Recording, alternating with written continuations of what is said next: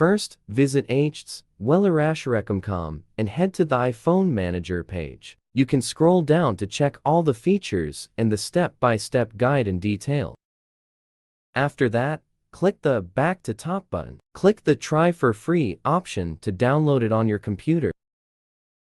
Double-click the iReaShare iPhone Manager installer to install it on your computer by following the step-by-step guide.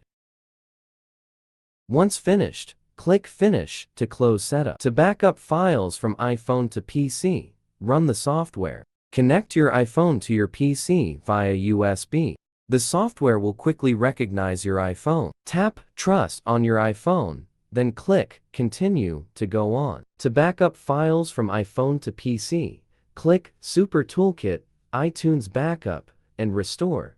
Then choose the Backup option on the pop-up. Select a backup location, either on the default iTunes backup location or a location on your PC you like by clicking the Browse option, then click OK to start the backup process.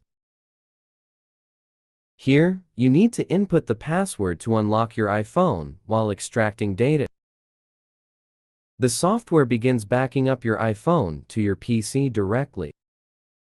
It will take some time, please be patient.